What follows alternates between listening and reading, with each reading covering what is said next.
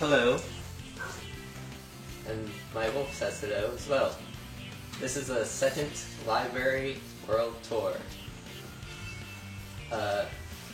And before I begin, this is something that I said I would wait to do on video. So, here we go.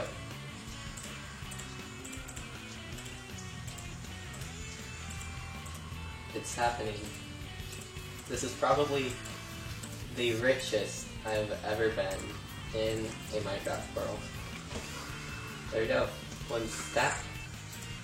Diamond blocks. So let's go through the rest of this chest inventory area. Got some project materials.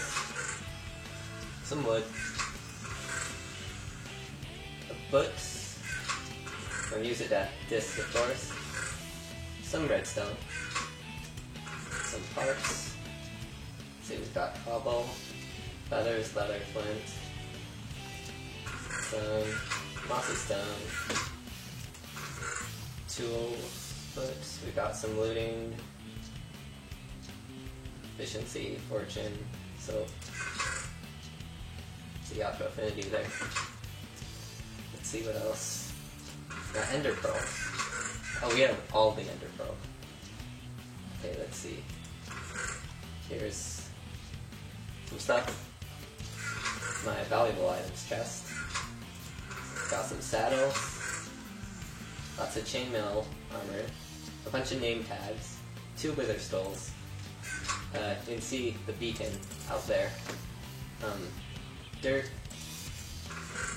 This stuff. Another miscellaneous.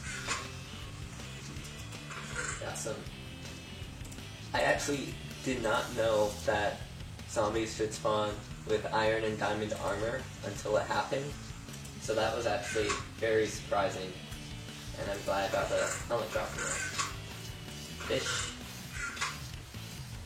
Miscellaneous plant stuff.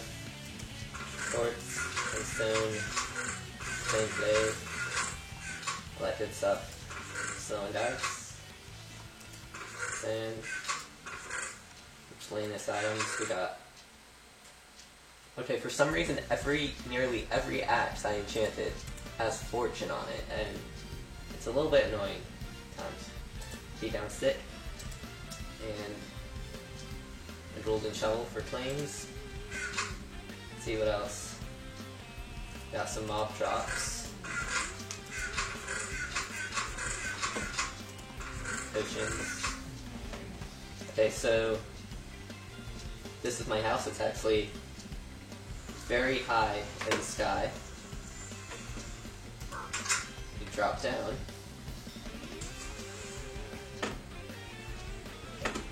You see down here goes to my strip mine.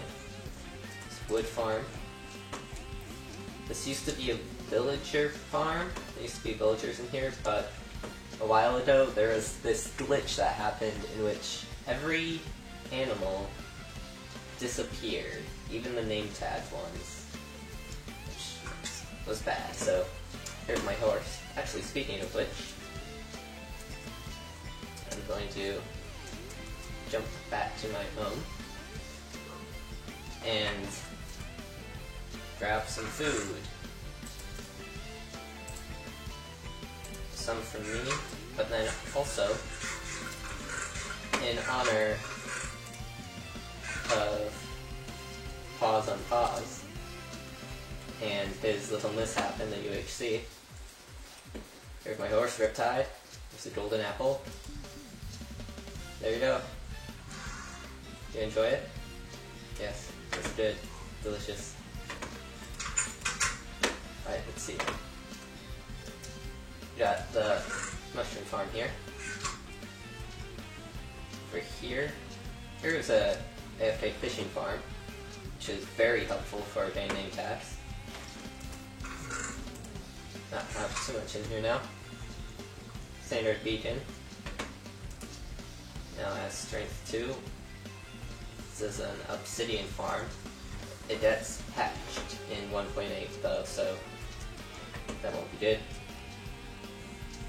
This actually is a graveyard for all the animals that died.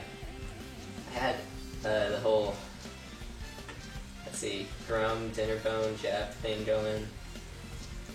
And then made the Tomb of the Unknown Villager, because I didn't name all of my villagers. Anyway, I guess to start the tour for real, let's jump to spawn. Here is the library.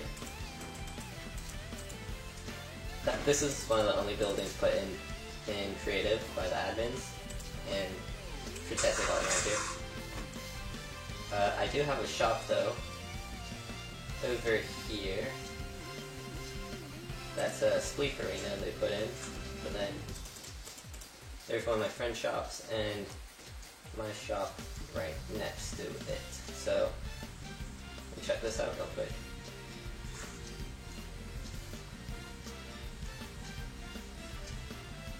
Selling,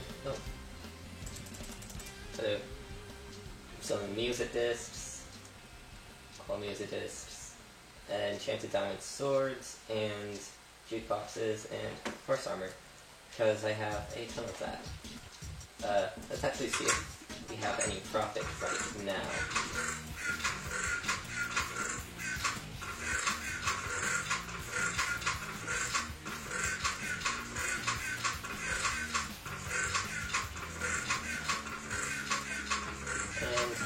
Not at the moment. Well, anyway, back here, I suppose I should mention this. One of Bamboo's friends built. I paid the small price of 48 iron blocks, which was pretty nice. It has a nice door. If I ever want to move out from my ridiculously high sky base, I will probably move in here. It's a nice, very nice setup with the dark oak and orange. Right, moving along, something I started recently over here is actually a little creeper minefield. I only have 2 victims in here right now, but hopefully I will get some more before 1.8 rolls around so that I can take advantage of lightning creepers. Also, let's get some slime blocks going too. All the slime. Someone call the Ghostbusters. Alright. That was 11. Not bad. Okay. Make sure they haven't despawned. Nope. They are name tag, so they should be here for a long time. Alright, the next thing I'm going to show off is a player monument, and I will cut to when I get there. Pretty much here, what I've done is taken the faces of the players, or most recently on the server, it's me, and made them out of various colored blocks and same clay. So, don't know what this was. This is definitely not here last time I checked. But anyway, that is a little bit weird. Let me pause, go to the server map.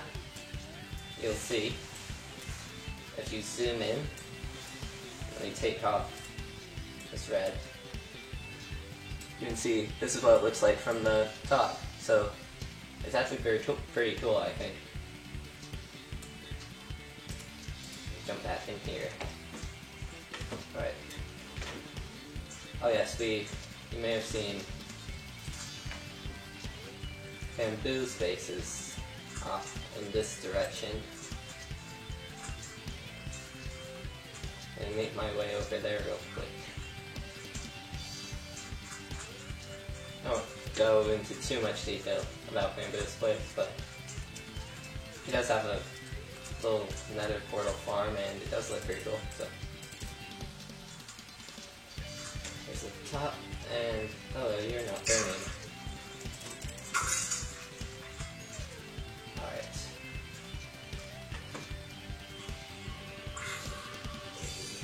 You see, there should not be monsters out. It's the middle of daytime. The monster spawning mechanics are a little bit suspect at the moment. But hopefully that will get resolved soon.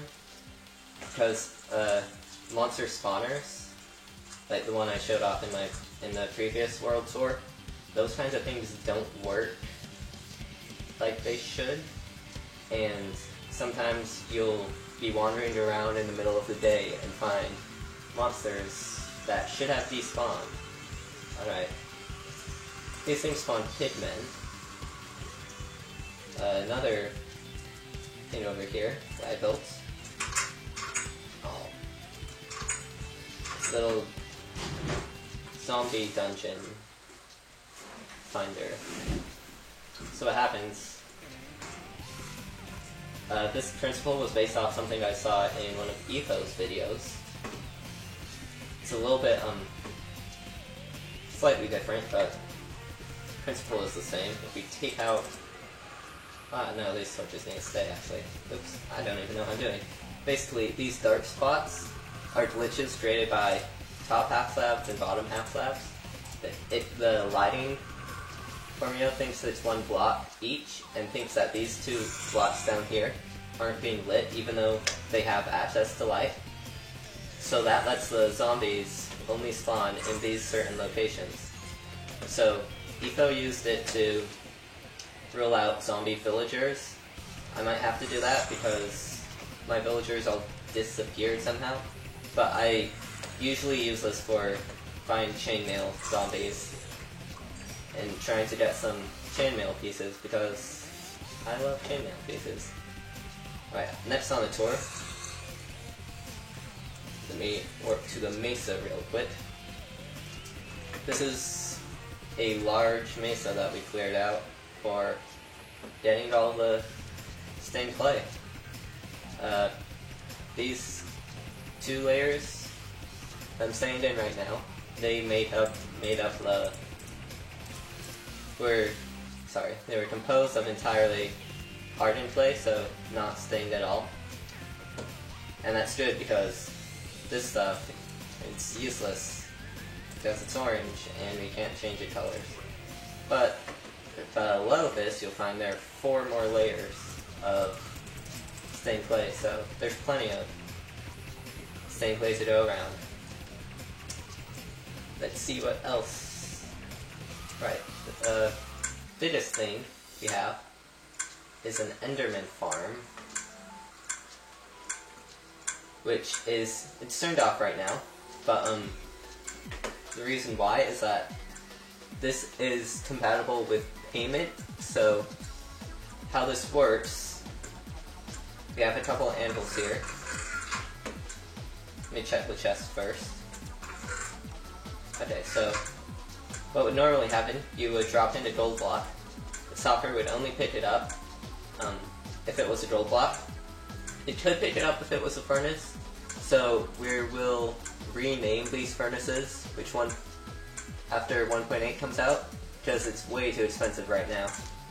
And then that triggers a ender pearl to be dropped on here, and it will stay there for 5 minutes until it despawns, and that's when the tower will be shut off. Alternatively, for if you don't want to pay every time, you can pull this lever, and that will force the tower on. And you can see when the redstone lamps are on, the tower's on. When they're off, the tower's off. And you'll see the Endermen start rolling in. Got 2 towers to try to maximize efficiency, but that wasn't the best idea. I think we should have just kept 1. Because there's still Endermen up there, just no new ones are spawning. So I do not need this on right now.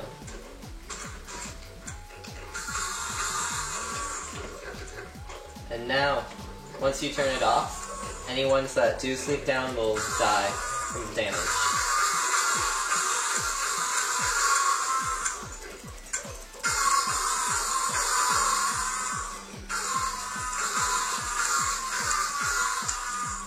Also, they are really loud.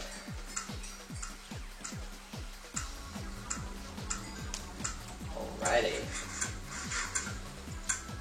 So I'm going to save up quite a few levels, I think, for the 1.8, because then I'll be able to choose some enchantments, which I've been looking forward to, as well as repair some stuff.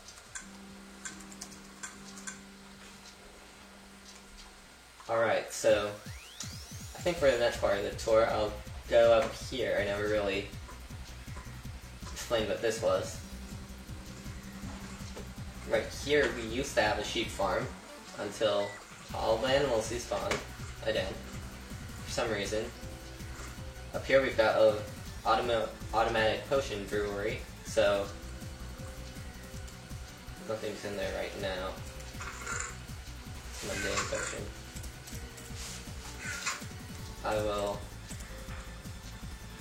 hit the button for the catalyst. We want some fire resistance, and we want it to last longer. And you'll see that in the center hopper, we've got the things in order, and it'll automatically brew our potions for us. We've got a little infinite water source there for refilling these water bottles. I do not know why cauldrons are a thing, because you can just refill it from any water bottle, so, or any water source. So I don't know why you would want to waste your water in a cauldron, even though I do have one in there. Up here is an easy system to see how much. Up here is an easy system to see how much you have in each dispenser. So yeah, I've been at the fish farm for several hours. But it's worth it for all those name tags. 38 gas years, that's from a looting sword on a ghast. Even though you can't really, it's hard to kill ghast with the swords. If you shoot an arrow and then immediately switch to a sword, it has that same effect as a sword when the ghast gets damage, because it checks the item that you're holding for the enchantment. Let's see. Hello, wolf. Map of my house. We've got the player monument here. Let me say hello real quick. Also, oh right, I need to go through and take all this stuff out for my furnaces.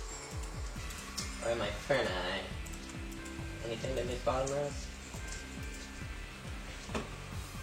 Nope. Alright, well, this makes me happy. I am going to try to make either a 9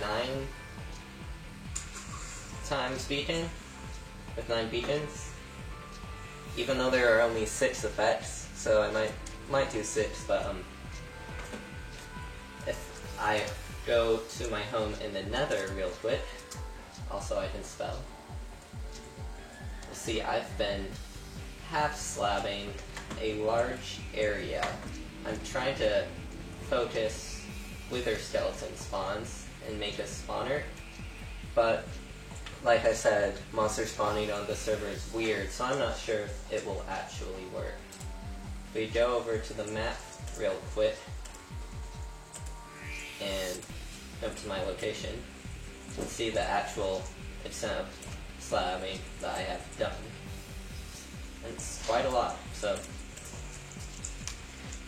normally all of this, the only thing that would not be slabbed, actually, would be things over on, wait for it, these platforms.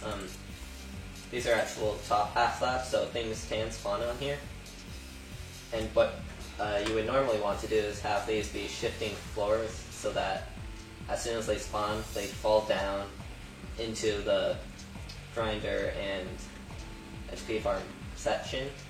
I think I might just leave them as spawning pads because I want to make sure to... I don't think it needs to be automated that well. I think it'd be fun kind of just let it go as it happens. But what is funny is that any wither skeleton that spawns here, even though they can fit in here and can spawn, they think they're 3 blocks tall, so they won't actually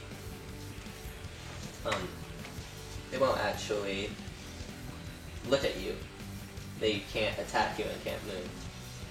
You can hit them around, but they won't.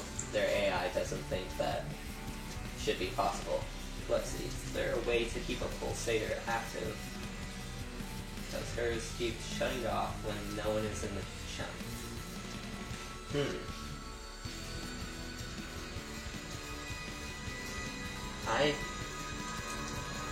I don't think so, unless it's in the spawn chunks.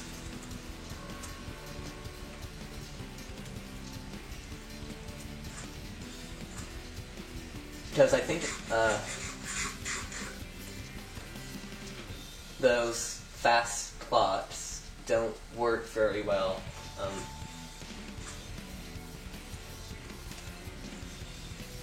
Oh, whoa. Whoa, what's this? I hear him. You thought you could sneak up on me. Even though I don't have... Oh boy. Oops. Probably should have drawn my looting sword. The thing is, the instant I warped home, he would have despawned, so I had to take the chance. I should have really expected that. I mean, I am in the Nether Fortress. So, that's a pretty good explanation. Not really. Let's see. Made a pulsator only comparators. Top of droppers.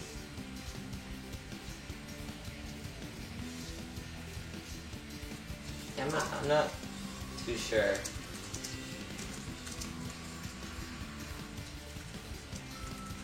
About how the redstone is affected by chunk loading. But I do know that that is a problem, especially with fast clocks. Don't know. See that? Oh, something I probably should have shown is the battle gear. I got my diamond armor. I don't wear it unless I have a crisis situation, such as when a wither skeleton kills me and steals all the items I'm wearing, because then I will get 2-shot going back. Living 3 sword, got a food sword. This is great for killing cows and pigs. Unbreaking 3, power 5, infinity, a couple more infinity bows. Actually, each of these was fished out of the AFK fish farm. I didn't realize how useful that was, but it does give you enchanted books and more enchanted fishing rods, so that's really nice. Got a couple swords good for killing spiders and zombies. I totally switched those, zombies and spiders. This is the first diamond sword I made. I always like to try to keep that separate, and I didn't enchant it, but let's see. Fortune. Let's see.